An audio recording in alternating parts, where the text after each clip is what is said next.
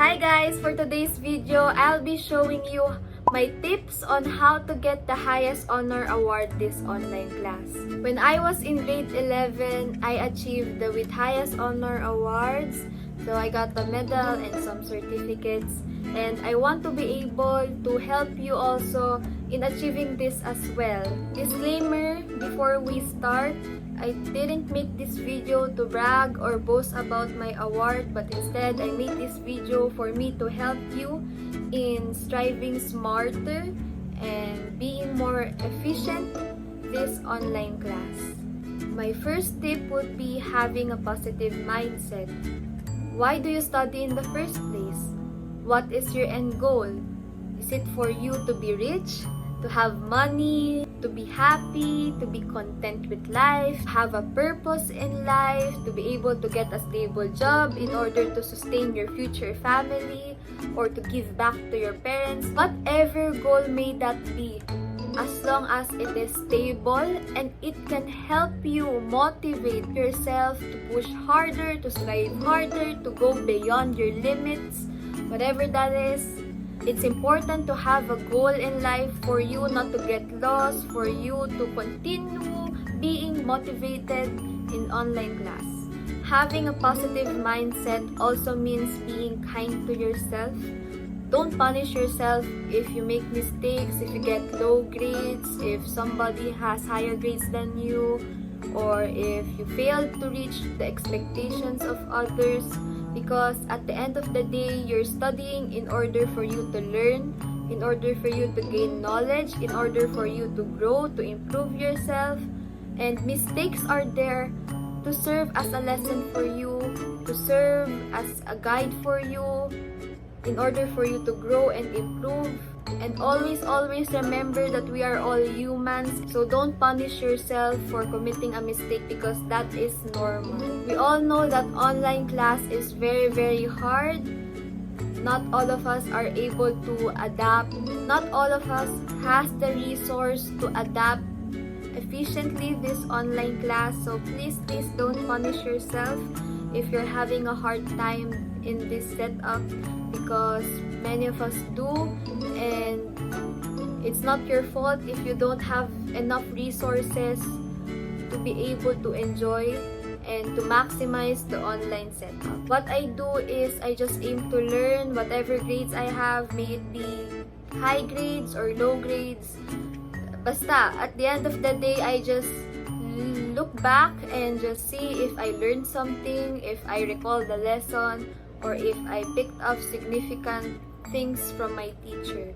Second tip, don't be afraid to ask questions. If you don't get the lesson, then ask. May it be through chat, through raising your virtual hand, or through unmuting yourself. Just ask the question that you want to ask, because at the end of the day, if you didn't learn something, it's not the teacher's loss, but it's yours. So make sure to actually learn in your class, since it's very important for you to understand the concept of the lesson. My classmates know how much I ask questions during synchronous classes, because I always make sure that I understand the lesson, so that when there's quiz or a seat work, I know what to answer. Even though I understand the lesson, but I know the lesson's hard, I still ask questions for me to make sure that I really understand the lesson, because it's hard. And for me to also help my classmates who are afraid of asking questions to be able to get the lesson more. Pag paulit-ulit kasing pinapaliwanag sa'yo ng teacher, mas naiintindihan mo. Kaya don't be afraid to ask questions, kasi at the end of the day, para yan sa kapakanan mo. Number 3 would be ensuring that your presence is felt in the synchronous classes by asking questions, participating, giving a reaction in Zoom, or just messaging your teacher. Any form of participation. Just make sure that the teacher knows you and the teacher feels that you're there, so that can learn, and at the same time the teacher acknowledges that you are trying to listen to her, to him, to them. But if you're having an unstable Wi-Fi connection, it's okay. Don't pressure yourself. Just make sure that if there's an opportunity for you to participate, always grab that opportunity because it's very, very hard to participate this online class. Number 4 tip is to maximize your online resources. Since we are in the online class, you should also maximize watching YouTube, the videos in YouTube, and educational websites, especially if you don't understand the lesson, because these websites, these online platforms can help you gain more knowledge, can help you understand the lesson better. Number 5 tip would be maximizing your skills. Use your skills, your hobbies, your talent in efficiently and effectively learning and participating this online class. For example, for me, I am a campus journalist, so I like to ask questions, I like to write, I like to find loopholes. So whenever we have synchronous classes, I make sure to always jot down notes, and I make sure to find loopholes in the lesson. Anong part ng lesson yung hindi masyadong napaliwanag o hindi masyadong naturo. And I make sure to ask questions regarding that because we don't know, maybe that will be included in the quiz, right? I also like to edit. I also like to create publication materials or PubMats before I edit through Canva or through Keynote or through PowerPoint. So whenever our teacher gives us task regarding editing an infographic, editing a poster, editing a slogan, I make sure to have beautiful designs because I want to enjoy myself while learning in this online class setup. Another tip would be jotting down notes because it is very important for us to understand the lesson. So by jotting down notes, you would recall the lesson more. And if you didn't understand the lesson, you may review your notes in order to recall the lesson. You don't need to write everything that the teacher has said. You don't need to write all of them. You may screenshot the slide if the teacher is using a PowerPoint and just write down the things that the teacher says that is not in the PowerPoint. Always ensure that you will write the things that the teacher has repeatedly said, because most of the time, that's the things that are very, very important and would be included in your quizzes. And last tip would be to enjoy. Don't forget your mental health. Have fun once in a while. Do your hobbies. Bond with your friends. Or whatever things that you like. Whatever helps you to cope up in this online class.